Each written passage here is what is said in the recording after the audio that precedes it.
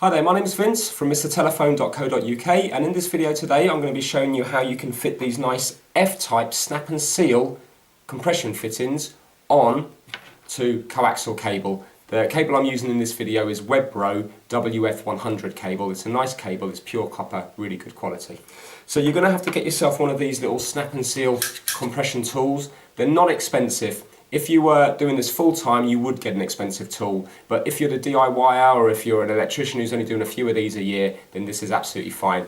This tool here costs about £8, and you will also need a little coaxial cable stripper. This tool here is under £5 sterling. These prices are as of 2016. I've actually seen this as low as £3. So in theory, you can get both tools for £11, and then you know you're going to get a nice finish.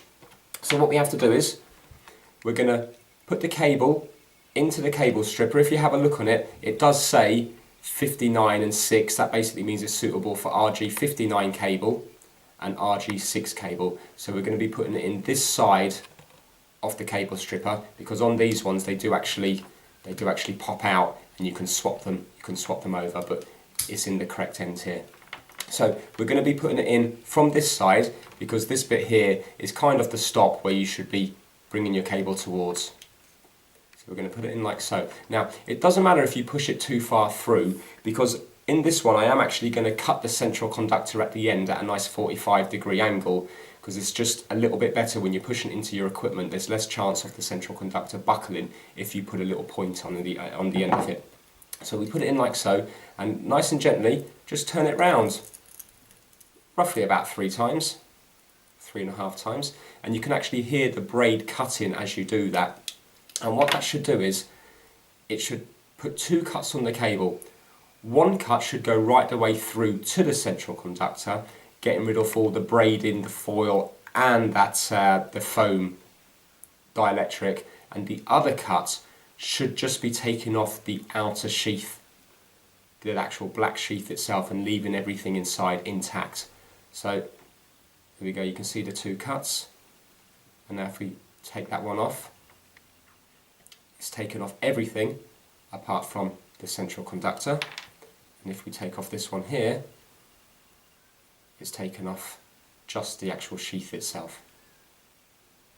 Okay, so what we're going to do now is we're going to have to just fold the braid back onto the cable and kind of get it even all the way round. So you don't want, like, for example, a big space this side and then all the braiding around this side. You want it relatively even, going round the cable like so.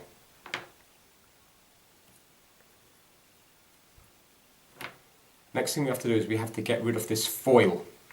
Now sometimes it can be easy and it would just peel straight off, but basically you want to kind of find where it overlaps. So if you have a little small screwdriver, sometimes you can easily find the overlap. So there we go. Right, I found the overlap here now. If you can zoom in on that, hopefully you'll see it. So now we want to just basically peel that foil off, going around the cable. And now that's removed the foil, and now we're left with the outer sheath, the braid folded back onto the outer sheath, the foam dielectric, and the central conductor. And that's what you want. So what we're going to do now is, this is the size of the plug here. When we snap it shut, this black plastic will get pushed all the way up into the body of the plug, and that's what actually grips onto the cable. Now I've got a broken one here just to show you what the inside looks like. So I've broken the plastic off on this one, and as you can have a look, as you can see, there's like a cylinder on the inside. The foam, the white foam, and the central conductor will be passing through that bit there, and around the edge is where the rest of the cable is going to go. So the braiding, the foil, and the black sheath. And it has to be pushed on quite far onto the cable, because the end of this white dielectric here needs to be level with this little shoulder in here. So you see the shoulder, the white foam is going to be level with it, and then the central conductor is going to be sticking out from there. So it actually needs to be pushed onto the cable all the way up to there. So that cylinder that I showed you inside is going to be going into this bit here, getting pushed all the way into there, all the way around, quite deep down onto the cable, so that's what gives it a nice good connection. So all we have to do is, you put it in like that, and then you just work it forward and back until, as you can see, the white conductor, the white dielectric is still quite far away from there where it needs to be. So I'm going to keep turning it and turning it, and it's getting closer now. Turning it and turning it, just wiggling it back and forth until, there you go, the white dielectric is now level with that shoulder on the inside. Okay, and then nice and simply, you get your tool. It's so easy to use. It's got a little hole here that you put the central conductor in, and the F-type plug fits around there. So you just fit it into there like so, like that. And then when you squeeze this down, it brings this whole thing against this part here, and it pushes the black plastic up into the body of the F-type. So you just do it like that. Okay, just like that. And now let's put the black plastic all the way up into the body, and now that plug is on nice and securely.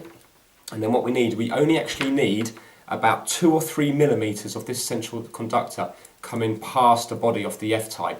Now a lot of people do just cut it straight, and it is fine, it will work the same, but if you cut it at just a slight angle, a 45-degree angle, when you're actually pushing it in to the LMB, or in this case, because this is an internal F-type plug, when you're pushing it into maybe your set-top box, it just locates a little bit nicer if it's at a point rather than just flat. So just cut it at a 45-degree angle like that, and then although it's sharper, it will go into the piece of equipment nicer. And that's how you do a snap and seal compression F-type plug. So I will do other videos, more in-depth videos of how to waterproof them using the waterproof plugs and silicone grease, and also how to test them using the multimeter. And I will also do the more DIY version, which is the screw-on type F-type plug. Now these are the ones I previously used, but considering you can get both these tools for approximately £11, I think it's well worth it if you've got a few of these to do, or if you're an electrician and then you're doing a few of these a year. If you're a professional, you won't be using a tool like this, you'll probably be using a ratchet one, and I think they start at about £35. But this is fine for a DIY and occasional use. Okay, hope you enjoyed the video. If you want sort of telecom related tools and this kind of coaxial cable, then please check out www.mrtelephone.co.uk. Okay, I hope you enjoy it. Take care. Bye now.